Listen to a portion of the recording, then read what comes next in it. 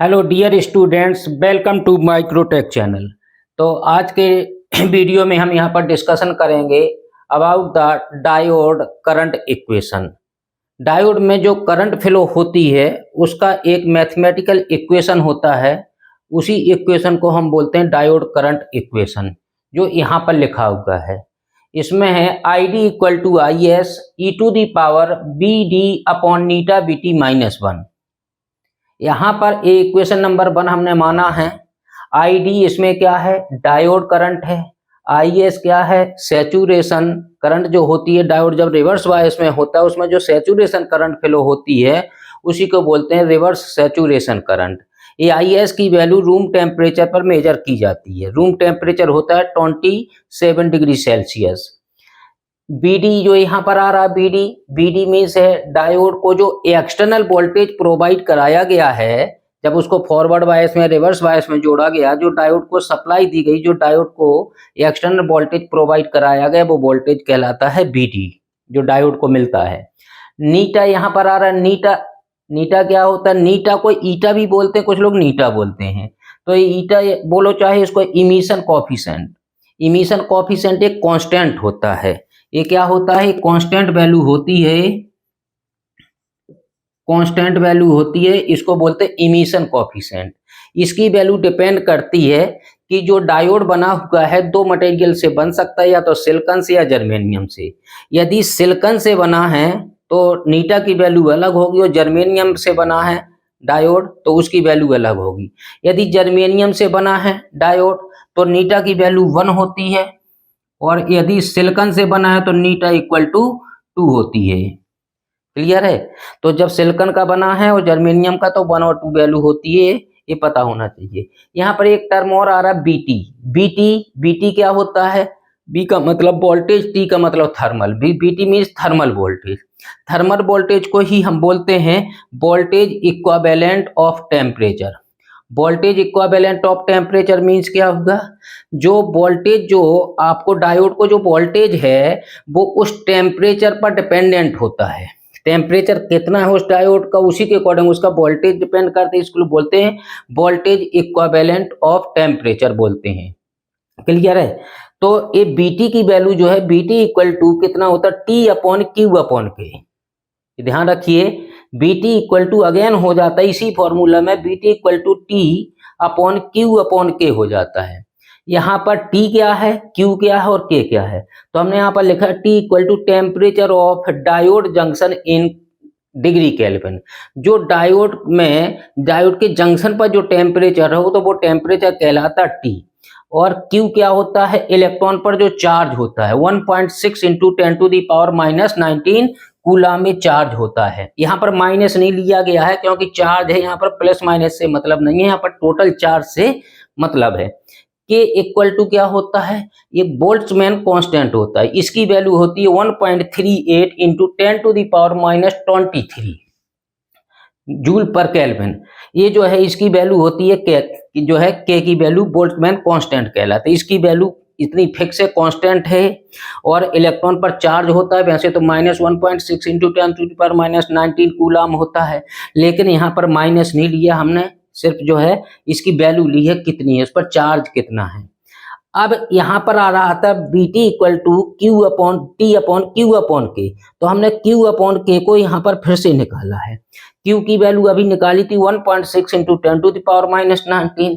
के की वैल्यू अभी ये वाली के की वैल्यू थी, यहाँ से लेके यहाँ पर ये के की वैल्यू थी, तो यहाँ पर वैल्यू, इसको दोनों को डिवाइड किया तो इसकी वैल्यू अप्रोक्सीमेटेड इतनी आती है। इसकी वैल्यू इतनी आती है तो इसी को अप्रोक्सीमेट इक्वल टू करें तो 11,600 आती है। इसलिए यहाँ पर बीटी की वैल्यू हम लिख सकते थे BT equal to q upon k upon आ गया है 11,600, तो यहाँ पर लिखते हैं 11,600 लिख सकते हैं आप यहाँ पर। क्लियर है? इस इक्वेशन को हमने इस फॉर्म में क्यों लिखा, क्योंकि इसकी जरूरत पड़ती है न्यूमेरिकल में, जो है क्वेश्चन इस पर डिपेंडेंट आता तो ऐसा हमें दिखाना पड़ता है, इतना होता है, इसलिए हमने इस फॉर्म में लिखा है इसको। क्लियर है? अब यहाँ पर जो ये टेम्परेचर जो निकलता है इसका टोटल बीटी, ये रूम टेम्परेचर पर देखें अगर रूम टेम्परेचर, तो टी की वैल्यू अगर देखें तो टेम्परेचर ऑफ डायोड है, यदि टेम्परेचर ऑफ डायोड का टेम्परेचर रूम टेम्परेचर के बराबर है तो उसकी वैल्यू कितनी होगी, T equal to T C plus 273 और टी की वैल्यू टी सी कितना है डिग्री सेल्सियस में, टी की वैल्यू 27 डिग्री सेल्सियस जो होता है उसी को हम 27 डिग्री सेल्सियस को हम मानते हैं रूम टेम्परेचर। तो 27 डिग्री सेल्सियस प्लस 273 तो ये 300 केल्विन आता है, डिग्री केल्विन आता है, 300 डिग्री केल्विन। इसको यदि ये 25 भी लिया जाता है तो 25 लेंगे तो 298 आएगा यहाँ पर, ठीक है। तो टोटल बीटी की वैल्यू अपन यहाँ निकाले हैं तो ये टी की वैल्यू 300 डिग्री केल्विन हो गया, 11,600 से अगर डिवाइड करेंगे तो इसकी वैल्यू इतनी आती है, इसकी वैल्यू इतनी आती है। इसको अगर अप्रोक्सीमेटेड लिखा जाए इक्वल टू अप्रोक्सीमेटेड तो ये आएगा, यहाँ पर पॉइंट लगाए इसको 3 पॉइंट तक यहाँ खिसकाएंगे तो 25.86 मिली वोल्ट बन जाएगा मिली वोल्ट में। तो इसको लगभग हम 25.86 है तो इसको हम 26 मिली वोल्ट लिख देते हैं। बीटी की वैल्यू 26 मिली वोल्ट कब होती है, रूम टेम्परेचर पर। क्लियर है। तो ये तो हो गया डायोड इक्वेशन। यदि ये आता है कि डायोड इक्वेशन लिखिए आप, 2 मार्क्स में भी आता है तो आप इसको पूरे टर्म से यहाँ से लेके यहाँ तक भी छोड़ देंगे तो भी काम बनेगा। 5 मार्क्स में आता है तो ये सब निकाल के देना पड़ेगा और आपको ये भी लिखना पड़ेगा। क्लियर है। तो यहाँ पर इसी इक्वेशन के बारे में लिखा है, the diode current equation is valid. ये डायोड का करंट इक्वेशन जो ये है ये कब वैलिड है या कब एप्लीकेबल है, कहाँ पर इस डायोड को अप्लाई, इस इक्वेशन को अप्लाई किया जा सकता है, वो 3 कंडीशन में किया जाता है। For all conditions of diode, diode की कंडीशंस कितनी हो सकती है, सिर्फ 3। नो बायस कंडीशन, जब कोई सप्लाई ना दें। दूसरा फॉरवर्ड बायस में कनेक्ट कर सकते हैं। तीसरा होता है रिवर्स बायस में कनेक्ट कर सकते हैं। तो हमने अनबायस्ड लिखा है जिसको नो बायस कह सकते हैं, फॉरवर्ड बायस लिखा है और रिवर्स बायस लिखा है। क्लियर है। अब हमने नो बायस इसी को बोलते हैं अनबायस्ड लिखा है। यदि नो बायस कंडीशन है तो डायोड में कितनी वोल्टेज, डायोड के अक्रॉस वोल्टेज कितना अप्लाई किया, बीडी की वैल्यू कितनी हो जाएगी, बीडी की वैल्यू यहाँ पर हो जाएगी 0। इसी पीडी की वैल्यू को इक्वेशन 1 में पुट कर दिया। यदि बीडी की वैल्यू 0 हो गई यहाँ पर तो 0 अपॉन नीटा बीटी होगा और 0 को किसी भी नंबर से डिवाइड करेंगे 0 को तो वहां पर उसकी वैल्यू हो जाएगी निश्चित तौर पर कितनी, 0 टाइम्स भाग जाएगा तो e⁻0 हो जाएगा। ये आया 0 upon eta BT, IS equal to e⁻, total 0 हो जाएगा e⁻0। और किसी की भी वैल्यू e⁻0 किसी की भी वैल्यू उसकी वैल्यू 1 होती है, या e⁻1 हो जाए तो भी 1 है e⁻। क्लियर है। तो इसकी वैल्यू किसी की भी वैल्यू 2⁻0 हो जाए तो भी बनाता है, यदि 4 की भी पावर 0 हो जाए तो भी बनाता है। मींस किसी की भी पावर 0 हो जाए तो उसकी वैल्यू 1 होती है। तो यहाँ पर आया IS e⁻0 1 - 1 हो गया, तो IS 1 - 1 होगा तो ये 0 हो गया। IS में 0 को मल्टीप्लाई कर दिया। जब किसी भी नंबर में 0 से मल्टीप्लाई करते हैं तो उसकी वैल्यू 0 हो जाती है। मींस डायोड के अक्रॉस करंट कितनी होगी, ID की वैल्यू 0 होगी। कब, नो बायस। जब कोई सप्लाई नहीं देंगे तो डायोड में नो करंट, कोई फ्लो नहीं होगी करंट। क्लियर है। तो ये 3 केस थे अनबायस्ड, तो ये तो हो गया। दूसरा forward bias. In forward bias condition, forward bias में BD की वैल्यू प्लस BF हो जाएगी। फॉरवर्ड बायस में होगा तो उसी वोल्टेज का नाम BF हो गया फॉरवर्ड बायस में, लेकिन वो पॉजिटिव होगा तो क्या बनेगा इक्वेशन, IS इक्वल टू, यहाँ पर देखिए प्लस ये पॉजिटिव हो जाएगा, इसकी वैल्यू e⁻ पॉजिटिव हो जाएगा तो e⁻x की वैल्यू जो भी होगी वो 1 से वेरी वेरी ग्रेटर देन 1 होगी। जब ये वेरी वेरी ग्रेटर देन 1 होगी तो इस 1 को निगलेक्ट किया जा सकता है। इस 1 को यहाँ से हटा दीजिए तो ब्रैकेट के अंदर इतना ही बचा तो इससे मल्टीप्लाई हो जाएगा। तो डायोड जब फॉरवर्ड बायस में होगा तो फाइनल इक्वेशन अपना ये निकल के आएगा, ID equal to IS plus BF upon eta BT. BF किसको कहा, जब फॉरवर्ड बायस में डायोड है। जो BD था वो BF है फॉरवर्ड बायस में, तो उसका नाम BF हो गया, लेकिन वो पॉजिटिव होगा तो इसलिए प्लस लिखा है। जब प्लस लिखा है तो इसकी वैल्यू ग्रेटर देन 1 बहुत हो गई है, तो इसकी वैल्यू इतना इक्वेशन बन जाएगा फॉरवर्ड बायस में।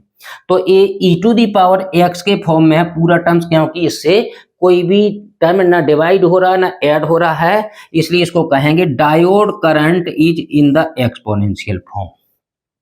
इक्वेशन बता रहा है फॉरवर्ड बायस में डायोड में करंट जो होती है एक्सपोनेंशियल फॉर्म में फ्लो होती है। तीसरा केस बनता है यहाँ पर रिवर्स बायस। रिवर्स बायस में हो जाएगा तो BD की वैल्यू कितनी हो जाएगी, माइनस में हो जाएगी, तो -BR बन जाएगा। ये -BR बनेगा तो यहाँ पर देखिए ये हो जाएगा नेगेटिव। e⁻x की वैल्यू जब -1 -2 -3 करेंगे तो उसकी वैल्यू निश्चित तौर पर वेरी वेरी लेस देन 1 हो जाती है। कैलकुलेटर उठा के देखेंगे e⁻x की वैल्यू 0.00 समथिंग आएगा, मीन्स 1 से बहुत कम होती है, इसलिए इस टर्म को हटा देते हैं हम। तो ब्रैकेट में जब ये हट गया तो -1 बचेगा ब्रैकेट में, तो यहाँ पर वही किया है कि यहाँ पर ब्रैकेट में -1 बचा, तो ये वाला ID की वैल्यू -IS आएगी। ID डायोड में जो करंट होगी वो नेगेटिव होगी, और IS का मतलब ही बताया था सैचुरेशन करंट होती है IS, रिवर्स सैचुरेशन करंट। उसी बात को हमने यहाँ लिख दिया, diode current is negative, minus में है तो नेगेटिव है, कांस्टेंट है क्योंकि इसमें कोई टर्म ना ऐड हो रहा ना मल्टीप्लाई हो रहा, कुछ नहीं हो रहा, इसलिए कांस्टेंट है, and equal to the reverse saturation current, और इस रिवर्स सैचुरेशन करंट के बराबर हो गया। यदि डायोड करंट इक्वेशन आता है आपका 5 मार्क्स में, 2 मार्क्स में आता है तो आप यहाँ तक भी लिख सकते हैं, यहाँ पर भी लिख देंगे तो भी काम चलेगा शॉर्ट में, लेकिन बहुत अच्छा। लेकिन 5 मार्क्स में यदि डायोड करंट इक्वेशन आता है तो आपको ये सब लिख के यहाँ तक लाना पड़ेगा। हमने ये लाइन खींच दी है कि डायोड करंट इक्वेशन इतना है। ये तो डायोड करंट इक्वेशन की बात आ गई। यदि हमने डायोड करंट इक्वेशन पढ़ा है तो इससे रिलेटेड क्वेश्चन और भी घुमा के पूछे जाते हैं। ये डायरेक्ट लिखने के लिए नहीं आता, इसी से रिलेटेड क्वेश्चन पूछे जाते हैं। तो यहाँ पर बहुत ही मस्त क्वेश्चन बनते हैं 2। कौन कौन से, तो हमने यहाँ पर क्वेश्चन लिख दिया है, डायोड करंट इक्वेशन पर ही डिपेंडेंट है। वो कह रहा है prove that the diode forward current is in the exponential form. Diode में फॉरवर्ड बायस में जब डायोड हो तो उसमें फॉरवर्ड करंट जो फ्लो होगी वो एक्सपोनेंशियल फॉर्म में e⁻x के फॉर्म में फ्लो होती है। इसका आंसर लिखना है हमें, ये 5 मार्क्स का अपने आप में एक क्वेश्चन है, तो इसके लिए लिखना है हमें, लिखना है we know that the diode current equation is, diode current equation कितना होता है, ID equal to IS e⁻BD/ηBT-1, जो कि यहाँ था, क्योंकि क्वेश्चन अलग है तो ये क्वेश्चन को हमें ये करंट इक्वेशन को डायरेक्ट लिखना पड़ेगा। अब इसमें क्या ऐसा क्वेश्चन आता है तब हमें ऐसा सॉल्यूशन बनाना है। तो इन फॉरवर्ड बायस में होगा तो ID इक्वल टू IF हो जाएगा और BD इक्वल टू +BF हो जाएगा, क्योंकि फॉरवर्ड बायस में +IF होगा +BF होगा। तो ID की जगह हो गया IF, ID equal to IF हो गया, IS तो IS e⁻BD है जो BD +BF हो गया। तो ये हो गया e⁻+ में BX हो गया है, तो e⁻x इज यहाँ पर लिखा हमने e⁻+BF/ηBT is very very greater than 1।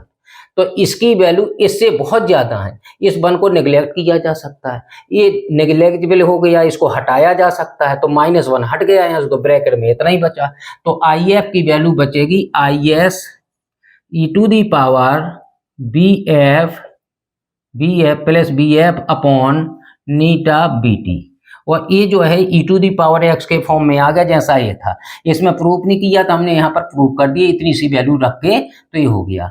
अब इस इक्वेशन से क्या निष्कर्ष निकलता है, यही उसने पूछा था कि प्रूव करके दिखाइए कि डायोड में जो फॉरवर्ड करंट होती है वो एक्सपोनेंशियल फॉर्म में होती है। तो ये IS e⁻x के फॉर्म में आ गया डायोड की करंट फॉरवर्ड बायस में, तो ID को हमने IF लिया है, तो यही हमने लिख दिया, it is prove that from the current, it is prove that forward current is in the exponential form.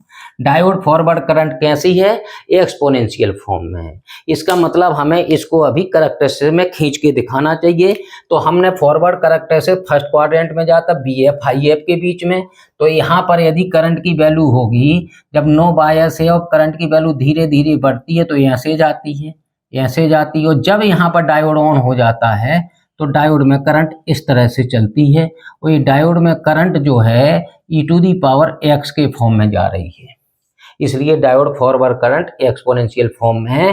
तो आपको ये लिखना होगा और इतना ये ग्राफ खींच देना है यदि ये क्वेश्चन आता है। डायरेक्ट इक्वेशन लिखा, इसकी वैल्यू बताई कि ग्रेटर देन, बहुत वेरी वेरी ग्रेटर देन 1 है और ये इक्वेशन बन जाएगा आपका, इसलिए प्रूफ हो जाएगा। इतनी सी बात में बहुत छोटा सा क्वेश्चन है, लेकिन इसी करंट इक्वेशन पर डिपेंडेंट है, इसलिए इसी वीडियो में पढ़ना बहुत जरूरी था ये। अब इसी पर डिपेंडेंट एक क्वेश्चन और पूछा जा सकता है, बहुत अच्छा, इससे भी अच्छा क्वेश्चन दूसरा होता है, बनता है, जो एग्जाम में आता है, जो आना बहुत समझ में आना बहुत जरूरी है। जब ये पढ़ा है तो इसका ये एप्लीकेशन कहाँ यूज कहाँ है और कहाँ कैसे क्वेश्चन आते हैं वो इसी वीडियो में पढ़ना चाहिए। तो हमने एक क्वेश्चन और लिखा है, क्वेश्चन नंबर 2। ये फॉरवर्ड बायस से रिलेटेड क्वेश्चन थे, रिवर्स बायस से रिलेटेड क्वेश्चन होगा। इसमें देखते हैं क्या है। वो कह रहा है, prove that the reverse current of diode is negative constant at equal to the reverse saturation current before breakdown voltage. Means diode में रिवर्स बायस करंट जो है वो नेगेटिव है, मतलब माइनस में है करंट। दूसरा कह रहा है वो कांस्टेंट है। तीसरा कह रहा है कि वो रिवर्स लीकेज करंट के बराबर है, equal to reverse leakage current. Reverse saturation current या लीकेज का, लीकेज ही करंट होती है तो सैचुरेशन का, यदि लीकेज करंट लिख दे तब भी यही बात होती है, लीकेज करंट लिख दे तब भी यही बात है, रिवर्स सैचुरेशन करंट, क्योंकि माइनॉरिटी चार्ज कैरियर्स की वजह से करंट फ्लो हुआ करती, इसलिए इसको माइनॉरिटी करंट भी बोलते हैं, लीकेज करंट भी बोलते हैं और रिवर्स सैचुरेशन करंट बोलते हैं। लेकिन कब? जब तक ब्रेक डाउन ना हो रिवर्स बायस में डायोड का। क्लियर है? तो हमें उसी बात को समझना है कि कैसे करेंगे। तो इस क्वेश्चन का आंसर लिखना, तो हमने लिखा आंसर जैसा इसमें लिखा था, be know that diode current equation is इतने, वही इक्वेशन जो यहाँ पढ़ रहे थे वही इक्वेशन हमने इस क्वेश्चन का आंसर देना। तो एक क्वेश्चन हमें ये वाला फॉर्मूला डायरेक्ट याद होना चाहिए और लिखना है। इक्वेशन नंबर 1 हमने इसको मान लिया। कब की बात कह रहा है? वो रिवर्स बायस की बात। तो हमने लिखा in reverse bias condition, R B का मतलब reverse bias condition. B D की वैल्यू कितनी हो जाएगी भाई? बी डी की वैल्यू हो जाएगी माइनस में, क्योंकि रिवर्स बायस में पी को नेगेटिव से नेगेटिव को पॉजिटिव से कनेक्ट किया जाता है। तो ये हो गया बी डी की वैल्यू, डायोड के अक्रॉस जो वोल्टेज है वो माइनस में हो जाएगा, minus B r. B r का मतलब आर लग गया है रिवर्स बायस के लिए आर। अब ये नेगेटिव हो गया तो इसी इक्वेशन में रखा आई डी इक्वल टू क्या हो जाएगा? आई आर हो जाएगा। आई डी की वैल्यू आई आर हो गई, रिवर्स बायस में I S e to the power, जो ये बी डी था भाई, यहाँ पर बी डी था, बी डी हो गया negative b are upon eta B t -1। अब यहाँ पर e to the power x की वैल्यू माइनस में है। जब e to the power x की वैल्यू -x हो जाए, e to the power -x, तो उसकी वैल्यू जो है वेरी वेरी लेस देन 1 होती है। तो इसकी वैल्यू हो गई वेरी वेरी लेस देन 1। तो वही हमने यहाँ पर लिखा हुआ है e to the power minus B are upon eta B T. E to the power ऐसे लिखें, ई टू दी पावर इस तरह से, e to the power x है ना, तो ई नीचे आना चाहिए। E to the power minus B are upon eta B T is very very less than, यहाँ पर लिखा वेरी वेरी लेस देन 1, मतलब इसकी इस टर्म की वैल्यू इससे बहुत कम है। मतलब इस टर्म को नेग्लेक्जिबल किया जा सकता है, यहाँ से हटाया जा सकता है, क्योंकि इससे बहुत कम होगी, माइनस में है ना, minus e to the power x है, तो ये हो जाएगा माइनस, ये टर्म हट जाएगा। अभी इस इक्वेशन में हमने इसको हटा दिया था, क्योंकि इसकी वेरी वेरी ग्रेटर देन 1 था, और इसमें क्या होगा, ये वैल्यू वेरी लेस देन 1 हो गया, नेगेटिव हो गई क्योंकि वैल्यू। तो इसकी value I I r equal to I S e to the power, इस टर्म को हटा दिया तो ब्रैकेट में -1 ही बचेगा, तो यहाँ -1 आ गया। ब्रैकेट हटाया तो आई डी इक्वल टू कितना हो जाएगा, ये माइनस आई एस आ जाएगा। इक्वेशन नंबर 2 बन गया अपना। इक्वेशन नंबर कितना बन गया? 2। वही लिख दिया हमने, it is prove that the diode reverse current is negative constant and equal to the reverse saturation current before breakdown region. अब ये तो आ गया समझ में, नेगेटिव हो गया है, कांस्टेंट है, रिवर्स सैचुरेशन करंट के बराबर, लेकिन before breakdown voltage means diode में जो करंट फिल होगी रिवर्स बायस में, हमने करेक्टर से खींचा, क्योंकि रिवर्स बायस में वोल्टेज भी नेगेटिव होगा और करंट भी नेगेटिव होगी। तो बी आर एक्सेस पर लेते हैं और आई आर लेंगे हम रिवर्स बायस में, माइक्रो एम्पियर में होगी, इसमें मिली एम्पियर में करंट थी, ये पहले से आपको पता होना चाहिए इस टाइम। अब इसमें जो ग्राफ खींचेगा करंट का इक्वेशन जाएगा, लीकेज करंट कैसी जाएगी, ऐसे जाएगी, इस तरह से ऐसी कांस्टेंट जाएगी, बिल्कुल कांस्टेंट जाएगी। कहाँ तक? बिफोर ब्रेक डाउन रीजन, यहाँ तक। यहाँ तक। और इस करंट का नाम क्या होगा, इस करंट का नाम क्या होगा, इसी करंट का नाम है क्या, आई एस, सैचुरेशन करंट। और ये सैचुरेशन करंट कैसी है, थर्ड क्वाड्रेंट में जा रहा है, माइनस आई आर है तो माइनस आई एस है। इसी को बोलते हैं कि कैसी है, ये कांस्टेंट है, ये कांस्टेंट है क्योंकि इसकी वैल्यू नीचे को ऐसे बढ़ नहीं रही है, मुड़ नहीं रही है, करंट तो यहाँ पर है ना, तो इसको तो नीचे को आता तो बनती बात, ये तो कांस्टेंट जा रहा है लगभग अप्रोक्सीमेटेड कांस्टेंट, इसलिए इसको बोलते हैं कि कांस्टेंट है। और माइनस में है, नेगेटिव है। और रिवर्स सैचुरेशन करंट इसी को बोलते हैं, उतनी ही करंट जा रही है। तो ये वाली करंट का इक्वेशन आपको यहाँ से खींच देना, ऐसे बिल्कुल कांस्टेंट सीधी लाइन, ये थोड़ी सा बढ़ा के यहाँ रोक देना है। इसके आगे क्या होगा, इसके आगे क्या होगा, इसके बारे में ये इक्वेशन कुछ भी नहीं बताता है। ये करंट से फॉरवर्ड बायस में वैलिड है और रिवर्स बायस में तभी तक वैलिड है जब तक जो है ब्रेक डाउन ना हो जाए। ब्रेक डाउन होने के पहले मींस यहां से लेके यहां पर आपको रोक देना है। और ये वोल्टेज कौन सा होगा, ये वाला वोल्टेज होगा, इसको बोलते हैं, इस वोल्टेज को ब्रेक डाउन वोल्टेज बीबी लिख देता हूं मैं। जब यहाँ पढ़ रहे हैं इस टाइम तो आप ब्रेक डाउन वोल्टेज समझ गए होंगे कि ये तो ये जो है इतना ग्राफ इसका खींच देना है। तो ये तो था बहुत ही जो है, इस करंट इक्वेशन को यदि आपने पढ़ने के लिए हाथ डाला है तो 100% इस क्वेश्चन को अटेम्प्ट करना होगा। तो हमें ये तो पढ़ना ही पढ़ना था, लेकिन इसका बहुत अच्छा डिटेल पढ़ना था, हमने पूरा डिस्क्रिप्शन दिया है। ये भी पूछा जा सकता है, नो बायस फॉरवर्ड बायस में क्या होगा, शॉर्ट में ये पूछेगा तो ये भी 5 नंबर में यदि पूछेगा तो यहाँ तक लिख देंगे आप पूरा। यदि ये क्वेश्चन इस तरह से पूछे तो इतना सा कर देंगे, यदि ऐसा पूछे तो ऐसे। मीन्स डायोड का करंट का इक्वेशन अगर आता है तो हमें हर हालत में अटेम्प्ट करना, इतना पढ़ना है। अगर इतना पढ़ लेंगे तो कोई भी क्वेश्चन पेपर में छपेगा, बनेगा, न्यूमेरिकल भी छपेगा। यदि इतना नॉलेज होगा, सबकी वैल्यू पता होंगी आपकी, तो न्यूमेरिकल भी बड़ी आसानी से सॉल्व हो जाएगा। Okay, thank you.